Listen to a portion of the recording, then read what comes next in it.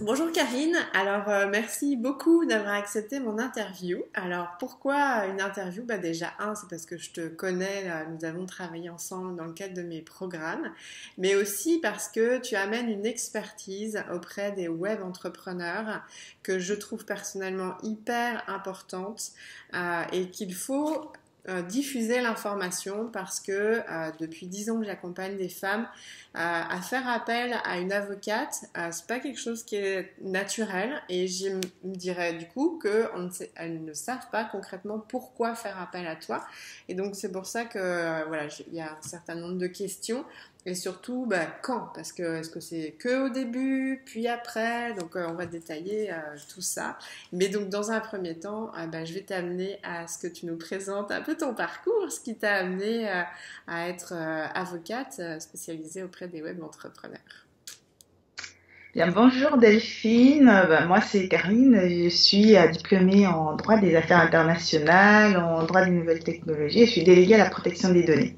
Donc je suis devenue avocate d'abord parce que je pense que le droit c'est une base, c'est une clé dans toutes les relations sociales qu'on a tous les jours. Et j'ai commencé à exercer en Espagne en droit des affaires internationales justement en accompagnant et en défendant des grandes compagnies.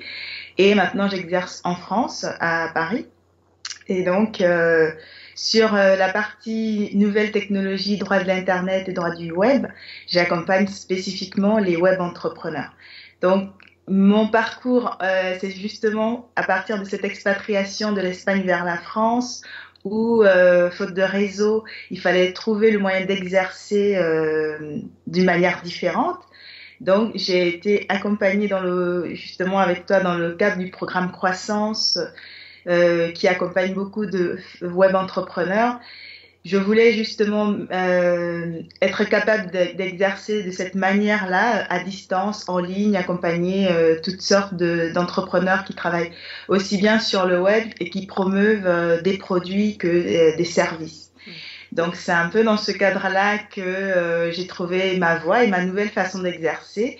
J'exerce effectivement en physique, mais ça me permet justement d'accompagner des personnes qui se trouvent à l'autre bout de la France ou dans d'autres pays même. Donc, dans mon parcours, il y a cette transition, mais aussi cette façon d'exercer qui aujourd'hui, avec tous les moyens dématérialisés, avec la possibilité de connaître justement le droit international, qui me permet d'accompagner les personnes qui exercent en ligne. C'est ça. Et aussi, tu fais des conférences à Paris. Tu es vraiment partout. Donc, quel service est-ce que tu offres aux web entrepreneurs? Parce que du coup, on a envie vraiment d'être très concrète dans les exemples. Vas-y. Eh bien, on va dire, mon offre est assez simple, donc c'est celle d'un avocat, assister, conseiller, accompagner et défendre. Bon, dit comme ça, c'est pas très très concret, c'est simple mais pas concret. Et en fait, de mon accompagnement aux web entrepreneurs, il y a déjà ce côté accompagnement. Donc, pour commencer, un des premiers services que je propose, c'est de mettre le site aux normes. Donc, la plupart des web entrepreneurs, leur particularité, c'est qu'elles travaillent essentiellement en ligne. Donc, un des investissements de base, c'est le site Internet. Sauf qu'aujourd'hui, justement, le site Internet, ce n'est plus juste j'ai un site et je fais comme je veux. Il y a beaucoup de lois qui sont nées de cette façon d'utiliser le web. Et donc, j'aide les web entrepreneurs à mettre leur site aux normes. Donc, aussi bien sur les documents légaux qu'on doit retrouver, donc les CGU, les CGV, la politique de confidentialité, mais aussi sur des points plus ou moins techniques, donc comme les cookies, par exemple, ou l'expérience utilisateur, ou le client qui viendra sur le site, il va peut-être s'abonner à une newsletter, il va peut-être télécharger quelque chose. Donc, vérifier que dans tout ce parcours-là, on reste bien dans la légalité. Donc, ceux qui utilisent ce qu'on appelle les tunnels de vente, vérifier que le tunnel de vente est bien aux normes légales. Donc, il y a ce service-là qui est très spécifique. Mais après, dans mes accompagnements, il y a trois grands pôles. Pour ceux qui démarrent, donc ceux qui démarrent, je les accompagne en faisant un petit peu le point sur quels sont les contrats de base dont ils ont besoin pour commencer leur activité. On peut partir aussi de leur statut, de leur société. Des fois, c'est une transition. Est-ce que je commence en micro-entreprise? Est-ce que je commence en société? Donc, discuter un peu par rapport à la vision d'entreprise. Comment est-ce qu'on définit la partie société? Comment est-ce qu'on met en place les premiers contrats? Quels sont les premiers contrats à mettre en place? On voit, évidemment, ça inclut la partie site internet et la propriété intellectuelle. Parce que des fois, on démarre et on a déjà une idée de sa marque et des fois, on attend un petit peu, mais on ne sait pas encore tout à fait qu'est-ce qu'on a à faire par rapport à ça. Donc là, on touche un peu à tous les pôles. Donc, contrat, société, propriété intellectuelle et protection des données. Ce sont vraiment les 4 points que j'aborde avec une personne qui démarre. Ensuite, j'ai un autre qui est, on va dire, mise à jour. Donc, pour quelqu'un qui a déjà commencé son activité depuis un moment. Et là, des fois, il a déjà mis en place des choses, soit par lui-même, soit par des amis juristes ou des choses téléchargées. Donc là, on essaie de voir concrètement ce qui est déjà en place et comment est-ce qu'on les met à jour. Parce que des fois, on a écrit CCGV, ça fait 4 ans, et aujourd'hui, avec tous les changements qu'il y a eu, c'est plus tout à fait à jour. Donc là, on fait le point sur les contrats existants, on fait le point aussi à ce qu'il a mis en place. Des fois, il n'a pas déposé sa marque au début, mais elle a pris une certaine valeur, et donc on essaie de voir ce qu'il a mis en place en termes de propriété intellectuelle aussi. On voit comment il se met à jour sur le RGPD notamment. Donc là, on revoit tous les éléments, mais on les met, c'est surtout une mise à jour. Est-ce qu'on est OK? Est-ce que, par exemple, il a commencé en micro-entreprise? Est-ce on peut passer enfin en société? Où est-ce qu'on en est? C'est vraiment où est-ce qu'on en est? Et le dernier, c'est un peu plus start-up, c'est un peu plus un accompagnement sur la durée. Et là, c'est les besoins récurrents qui peuvent arriver. Peut-être qu'il y a un grand volume de contrats à créer régulièrement pour des fournisseurs, des partenaires. Donc là, c'est vraiment plus sur la durée. Donc le premier accompagnement qui est en démarrage, c'est sur 3 mois. Et là, on voit ensemble tout ce qu'on met en place. On prend le temps et on discute. Ça permet aussi de revoir ensemble sa vision d'entreprise, sa vision à long terme. Et sur la partie mise à jour, c'est 4 mois. Et l'autre, c'est sur toute l'année. Sachant que je propose également de manière plus souple des packages d'heures. Donc celui qui se dit, bon, j'ai pas forcément besoin de mettre à jour ou de faire cet accompagnement, mais j'ai de temps en temps besoin de consulter un avocat pour 1 heure, 2 heures, 10 heures, enfin, sur toute l'année, mais de manière ponctuelle. Il y a la possibilité justement d'avoir un package d'heures qu'on peut utiliser un peu à sa guise. Donc voilà, c'est un petit peu sur mes accompagnements de manière globale. Super. Et quel conseil t'aimerais partager à ceux et celles qui démarrent, sachant, je sais pas pourquoi ça me vient comme ça, mais que donc tu accompagnes les web entrepreneurs qui ont des services, mais aussi des produits, donc tout ce qui est e-commerce. Donc peut-être, je sais pas si quand ils démarrent, il y a peut-être des distinctions à faire. Je sais pas. Effectivement, moi je pense que le tout premier conseil, c'est de ne pas laisser le juridique pour la fin. Parce qu'en fait, ça fait partie de la vision d'entreprise. Donc, si jamais la personne est déjà au clair et se dit, je vais commencer directement en société, il faudrait pas qu'elle rédige ses statuts en se disant, bon, dans 6 mois, je vais les changer parce que ça a un coût. Donc, il faut anticiper la partie juridique dès le départ et se dire, bon, je vais peut-être être OK dès maintenant pour que la suite se passe bien. Donc, après, en fonction de si on a des services ou des produits, il faut justement prendre en compte il faut justement prendre en compte que c'est pas la même chose. Si on propose des services, effectivement, on a un contrat de prestation de services, mais il y a aussi des spécificités en fonction des services qu'on propose. Donc celui qui crée des sites internet, c'est vrai qu'il propose un service, mais il a des obligations, par exemple une obligation de conseil sur le fait qu'il doit prévenir son propre client qu'il doit mettre des éléments légaux, des mentions légales, des choses comme ça. Donc celui qui propose un service de coaching, par exemple, il doit savoir que il a des obligations, mais qui ne correspondent pas du tout à celui qui crée un site internet. En fait, les obligations sont spécifiques à sa propre activité. Celui qui propose des services, un e-commerce, la vente à distance, il a l'obligation de mettre des CGV sur son site. Ça, il faut vraiment qu'il le sache, c'est obligatoire, sinon il y a un risque d'amende. Donc, c'est important en fait d'être au clair sur quelles sont ses propres obligations.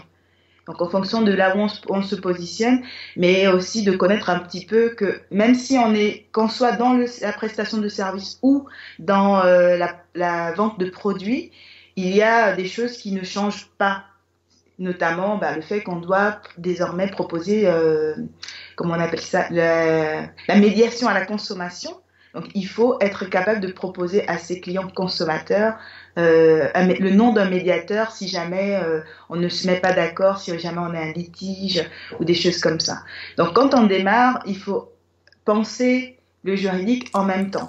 Parfois, on a déjà vraiment, on a déjà un logo et on le fait faire par quelqu'un, mais on se dit, bon, il m'a fait le logo, il m'appartient. Sauf que ça, c'est une chose aussi importante à savoir, c'est qu'il faut un acte de cession. C'est-à-dire celui qui crée le logo, même si on lui a dit exactement ce qu'il fallait faire, c'est son œuvre en fait, c'est une œuvre qu'il a créée, si elle est originale.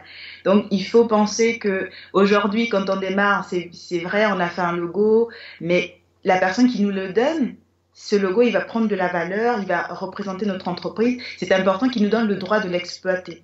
Donc, des fois, les personnes ne savent pas que je crée un logo, je dois le transmettre céder les droits de ce logo à la personne à qui je le fais.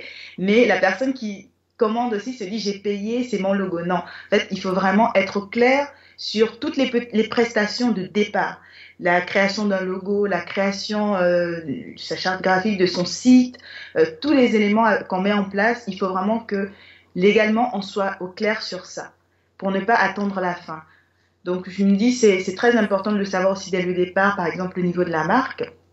On échange beaucoup au départ sur les réseaux sociaux, on parle de sa marque, on fait son sondage, on fait plein de choses, mais ce qu'on ne sait pas, c'est que les gens nous observent et on ne sait jamais qui regarde. Des fois, on se dit, c'est ma marque, j'en parle, elle va gagner en notoriété, je vais être visible. Mais des fois, justement, les gens, ils attendent ce genre de choses pour gagner de l'argent. Donc, je vais voir une marque qui passe tout le temps, je vais la déposer. Eh bien, moi qui démarre, puisque je me dis, le juridique, je vais attendre à la fin, je pense pas aller le déposer pour l'instant. Donc, je continue et le jour où je me dis maintenant il est temps d'aller déposer ma marque, il se trouve que quelqu'un d'autre l'a déposée avant, peut-être qu'elle n'a pas d'activité mais elle a un meilleur droit, ce qui fait que je vais peut-être lancer un événement pour lancer ma marque officiellement et il y a un avocat qui me contacte pour dire par exemple vous n'avez pas le droit de faire cet événement avec ce nom parce qu'il est protégé, pour une personne qui l'aura vu en ligne et qui va peut-être exiger de l'argent, ou bien on ne sait pas trop, en fait c'est du squatting, mais c'est des situations qui peuvent arriver, donc il faut vraiment faire attention dès le départ à fixer la partie juridique et à être clair sur j'ai tel service, qu'est-ce que ça exige. C'est difficile de le dire de manière générale, mais il faut savoir par rapport à ce qu'on propose, qu'est-ce que ça implique, quelles sont mes obligations et aussi quels sont mes droits en fait. C'est ça. Parce que des fois on se laisse un petit peu abuser. Par exemple, ceux qui créent les sites internet, ils ont une problématique qui revient beaucoup, c'est que des fois, leurs clients leur demandent beaucoup de modifications, exigent des corrections. Sauf que comme ils commencent souvent sans contrat, c'est difficile de mettre un cadre. Donc justement, ce cadre juridique, c'est important de le faire. Et après, ce qui démarre, je pense qu'il y a souvent un frein parce que soit les tarifs des avocats ne sont pas clairement indiqués, donc il y a le frein du budget.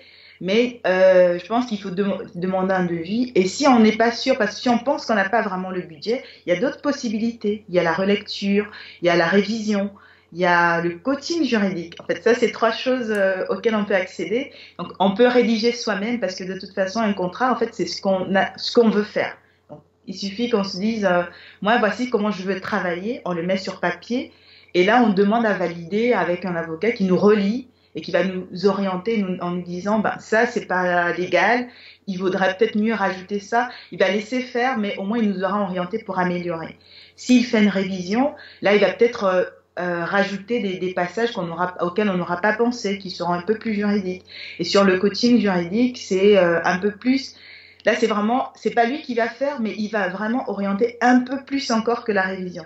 Donc là, il dira exactement quoi faire. Ça, c'est notamment si on a un litige avec un client et on ne veut pas passer par l'avocat.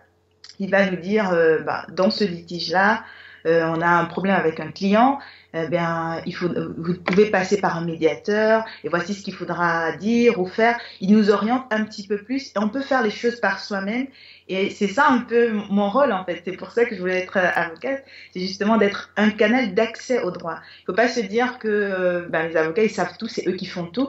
En fait, ma vision, en fait, c'est que, en tant qu'entrepreneur, on a sa propre vision de son entreprise. Donc, on sait mieux quand même qu'un avocat qui ne travaille pas avec nous ce qu'on propose et ce qu'on veut faire. Donc, l'avocat, il peut aussi être là pour nous orienter, pour nous guider, pour mettre en place ce qu'on veut pour notre entreprise. Donc, c'est un peu ça mon conseil pour celles qui démarrent et qu'elles y pensent, en fait. On sent que tu es passionnée, donc c'est passionnant à t'écouter. Et juste pour la petite info complémentaire, parce que des fois on a des acronymes, quand tu parles de CGV, c'est Conditions Générales de Vente. Voilà, mais bon, je pense qu'on le sait, mais des fois on peut le dire. Donc c'est vraiment intéressant. Puis de temps en temps, alors j'ai pas retenu la phrase parce que du coup je t'écoute aussi, mais tu disais faut pas attendre avant la fin. En fait, c'est avant qu'il y ait un litige ou un problème, en fait, j'imagine, parce que finalement, quand on est entrepreneur, il n'y a jamais de fin, normalement. Mais ce que je trouve, et c'est aussi une des raisons pour lesquelles je voulais t'interviewer et te mettre en lumière, c'est que, en fait, quand on est entrepreneur, et là on est particulièrement sur celle qui démarre, en fait c'est vraiment très important de considérer que oui, au début notre focus c'est d'avoir des clients, mais en fait dans cette posture-là, une fois qu'on a un peu passé le syndrome de l'imposteur qui peut durer 6 mois, 1 an, assez fortement, il faut considérer qu'il y a une posture aussi de réussite qui est une posture de dirigeante, c'est-à-dire qu'en fait, oui, vous devez servir vos clients, mais vous avez une entreprise à faire tourner. Et donc ça, c'est important et ce qui fait que ça met le focus ailleurs, c'est-à-dire que vous êtes à la tête d'une entreprise. Donc de ce fait-là, toute seule, en fait, vous ne pouvez pas pourvoir tous les besoins de votre entreprise. Et entre autres, professionnels qui sont là pour aider, il y a toi, les avocats auprès des web entrepreneurs, pour, comme tu l'as mentionné, tout ce qui est important et qui fait que du coup, après, quand un entrepreneur qui est en train de démarrer, en discutant avec toi puis en mettant en place les choses qui doivent être faites, ça travaille aussi sur l'état d'esprit et on prend une posture un peu plus de confiance parce qu'on entreprend, on a une entreprise à faire tourner, donc on n'est plus que focalisé sur les clients qui certes sont importants, mais on endosse plus cette casquette de dirigeant. Donc, je ne sais pas si tu veux rajouter quelque chose par rapport à ça, mais pour moi c'est ultra important, donc voilà, je ne vais pas me répéter. Oui, effectivement, moi, ce que j'ai constaté avec mes clients qui démarrent, qui ont effectivement passé un cap, parce que je pense que c'est aussi important de passer ce cap du syndrome de l'imposteur, de se sentir chef d'entreprise. Ce que j'ai constaté, c'est que lorsqu'elles créent leur premier contrat, par exemple, de prestation de service, il y a quelque chose qui se passe aussi à l'intérieur de ce qu'elles se disent, et surtout qu'on travaille beaucoup en co-création. Vraiment, je me mets pas dans mon coin à rédiger comme si je savais tout. Je pense que le fait de les faire participer, de dire exactement comment elles voient leur entreprise, comment est-ce qu'elles voudraient interagir avec ce contrat, avec leurs clients, lorsqu'elles terminent de rédiger avec moi ce contrat, elles ont tendance à se dire je me sens plus professionnelle. Il y a quelque chose en fait qui se passe, c'est qu'elles se sentent qu'elles assument un peu mieux parce qu'elles ont quelque chose à présenter qui rajoute à leur état d'esprit d'entrepreneuse. Exactement. Et donc du coup, à quelles étapes ensuite les entrepreneurs plus avancés peuvent avoir besoin des services, de tes services? Bien, celles qui sont un peu plus avancées, soit au démarrage, n'ont pas fait le point sur ce qu'elles devaient mettre en place. Donc là, elles ont travailler, on va dire, un peu out of the box. Donc là, c'est vraiment faire le point où j'en suis maintenant, comment est-ce que j'avance au niveau sociétaire, de quoi j'ai besoin aujourd'hui, mais aussi faire le point de l'évolution de leur service. Parce qu'entre le démarrage et 2, 3 ans ou un peu plus, il y a forcément des pratiques commerciales qui ont évolué, il y a une vision d'entreprise qui a changé. Donc des fois, il faut faire des changements. Donc si on a créé ces statuts en SASU, mais qu'on a envie de faire entrer des actionnaires, effectivement, il faut penser cette modification, mais à long terme, en sachant que en tant que fondateur, il y a peut-être des choses qu'on voudrait protéger parce que c'est nous qui avons mis au monde ce bébé entreprise. Donc, on veut conserver certains privilèges ou on veut protéger certains des actionnaires qui entrent. Donc, il faut justement penser à ce genre de choses, pacte d'actionnaires, des statuts modifiés et adaptés à la nouvelle situation. Je parlais au début de déposer sa marque, mais en fait, il n'y a pas que la marque, il y a ce qu'on appelle les actifs immatériels. Donc, il y a beaucoup de choses qu'on crée, il y a des concepts aujourd'hui, justement, les web entrepreneurs, il y a beaucoup qui sont infopreneuses, qui créent des produits numériques. Et c'est des œuvres originales qu'il faut également protéger. Et ça donne de la valeur à son entreprise. Donc, il faut faire le point, où est-ce que j'en suis sur mes actifs immatériels, c'est-à-dire au-delà de l'argent et du capital, de ce que je peux avoir à la banque, quelle est la valeur de mon entreprise aujourd'hui? Qu'est-ce que je peux protéger on ne pense pas forcément à revendre son entreprise, mais pour savoir quelle est la valeur de mon entreprise, c'est peut-être qu'on a des brevets en cours, peut-être qu'on a des produits qui ont une valeur et qu'on peut déposer et protéger et se dire mon entreprise elle vaut tant parce que il y a tant de capital, mais il y a surtout telle et telle chose qui font que cette entreprise a telle valeur.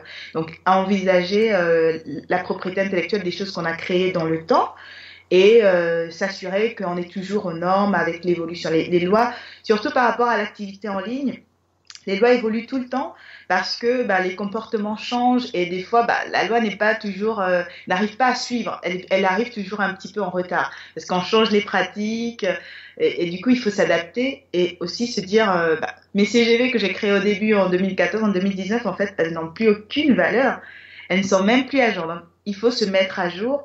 C'est un peu dans l'idée de se dire je me développe. Qu'est-ce que je peux mettre en place de plus? Comment est-ce que je peux mieux m'ajuster? Et aussi, on se rend compte de toutes les erreurs de début. Parce que, par exemple, je parlais de ceux qui créent leur site et qui travaillent sans contrat. Ils se sont rendus compte qu'ils ont eu, par exemple, beaucoup de cas d'impayés parce que, justement, ils n'ont pas prévu cette situation. Ou alors, ils n'ont pas pensé... Ils ont beaucoup d'annulations et auxquelles ils ne peuvent pas faire face alors qu'ils ont commencé à travailler. Comment est-ce que j'arrive à imposer à mon client alors que je ne l'ai pas prévenu que s'il annule à telle phase, moi je retiens tant. Et donc, comme on est un peu perdu sur ce genre de questions, c'est se dire, j'ai eu telle problématique à ce stade, comment est-ce que je peux y remédier pour que pour la suite ce soit mieux. Donc, c'est vraiment se mettre au clair par rapport à tout ce qu'on a mis en place, voir comment est-ce qu'on peut aller mieux pour mieux se développer aussi. Oui, et en t'entendant, il y a deux sujets que je trouve qui me paraissent importants à développer. Le premier, c'est aussi au niveau du fait que c'est notre entreprise et donc par rapport au conjoint. En fait, un cas extrêmement concret, j'ai discuté avec ma coiffeuse, voilà, qui m'expliquait que quand elle a démarré son business, son entreprise, son salon, elle était ouvrière. Puis en fait, elle est devenue entrepreneur et du coup, elle a sollicité son notaire pour savoir en fait maintenant qu'elle avait son entreprise et elle avait tellement engagé d'argent, de temps, etc. Savoir finalement si un jour, on ne sait jamais, ils se séparent, être au clair sur qu'est-ce que son conjoint pourrait réclamer. Et donc, je trouve que c'est effectivement très important d'être entouré par des avocats comme toi, parce que ce sont des questions auxquelles il faut absolument que nous ayons l'information, parce qu'en plus, ça dépend quel statut de mariage aussi on a. Et donc, c'est important dans notre évolution de femme. Et la deuxième chose, puis je te laisserai rebondir peut-être, mais effectivement, quand on évolue donc dans notre entreprise, on passe en société et forcément, Il y a des pays très taxés, en l'occurrence la France et la Belgique, pour n'en citer que deux. Et du coup, c'est important de travailler à l'optimisation fiscale. Et donc, ce dont tu parlais sur créer de la valeur, eh bien en fait, il y a tout un système de droits d'auteur qui sont extrêmement intéressants encore aujourd'hui. Donc, il faut effectivement, un, le savoir, et deux, savoir faire une convention de droit d'auteur, etc. Et donc ça, c'est aussi grâce à toi qu'on peut faire ce genre de choses. Donc je ne sais pas si tu veux rebondir sur ces deux thématiques, puis après on ira en conclusion, mais pour moi, je trouve qu'il faut absolument le savoir. Enfin, en tous les cas, c'est les deux points importants qui me paraissaient pour conclure. Oui, effectivement, sur la partie du conjoint, ça, c'est une question que je pose beaucoup quand on me parle de statut de société. Parce que, effectivement, on se dit, je peux télécharger, aujourd'hui, on peut télécharger tous les documents légaux qu'on veut. Mais effectivement, là où moi j'insiste, c'est sur le côté, quelle est ta propre vision d'entreprise? Quelle est ta propre situation? Parce que les questions, elles sont standards. Donc, effectivement, le statut il sera légal, ça aura du sens. Mais est-ce que ça correspond réellement à ton entreprise? Donc, ça, c'est une question très importante au niveau des statuts, de se dire quelle est la part de mon conjoint? Qu'est-ce que je voudrais mettre en place? Est-ce que je voudrais qu'il gagne au même titre que moi, ou est-ce que je voudrais, par exemple, protéger la part qui correspond à mes enfants? Donc, c'est vraiment des questions qu'il faut se poser, et c'est pour ça qu'il ne faut pas attendre, laisser couler, en fait. Il faut se dire, ma situation personnelle, comment est-ce que je l'intègre dans ma vision d'entreprise. Donc effectivement, c'est une question importante. Et celle de la propriété intellectuelle, des droits d'auteur, c'est également important parce que justement sur l'optimisation, c'est aussi, si on veut faire un emprunt, c'est aussi se dire, mon entreprise, elle vaut ça parce qu'il y a ci ou ça. Il y a des gens qui ont des brevets mais qui ne les exploitent pas parce qu'ils ne sont pas conscients de ce que ça peut leur rapporter. Donc effectivement, c'est important. Il y a la question de l'optimisation fiscale, il y a la question du statut personnel à prendre en compte. Il y a toutes ces questions-là où, même si vous n'êtes pas prêt à faire tout rédiger par un avocat, c'est au moins bon de prendre un rendez-vous consultation pour faire le point, qui vous donne une espèce de mind mapping et pour vous dire, j'ai ça et ça à faire, je vais prendre le temps sur telle durée, mais se mettre au clair. Exactement. Et je veux juste rebondir sur le conjoint. Le conjoint n'a pas besoin d'être dans notre entreprise, mais même le fait qu'on soit pas marié ou qu'on soit marié, ça change des choses. Et puis des fois, dans certains statuts, on le met parce que le statut demande qui est un commanditaire ou bref, mais ça a des impacts. Si jamais il y avait séparation, au début, on le met parce que c'est notre mari et puis ça nous aide aussi à avoir le statut et il est OK, etc. Oui, mais il faut être consciente aussi des impacts potentiels et donc vaut mieux le savoir quand tout va bien et mettre en place les choses parce que quand ça va mal, là c'est plus compliqué. Donc, et on n'est pas dans le scénario du pire, mais il faut être consciente des choses et avoir mis en place des éléments. Merci tout plein, Karine. Est-ce que tu penses qu'on a fait le tour ou tu voudrais rajouter quelque chose pour terminer ou pour toi c'est tout bon? Pour moi, c'est tout bon. Je pense qu'on a fait le tour et c'était ça un peu ce que j'aurais voulu dire à tous les web entrepreneurs. Génial. En tout cas, merci. Puis je suis contente de t'avoir interviewé parce que je trouve que ta démarche de vouloir rendre accessible le droit, puis tu l'as très bien expliqué, il y a différentes façons. Donc, un avocat ne coûte pas cher, faut arrêter de se lancer, rester dans cette croyance, mais endosser vraiment votre posture de dirigeante et puis tu as différents types d'accès, c'est ultra important de le faire. Donc merci encore Karine et belle continuation à toi. Merci Delphine, bonne journée.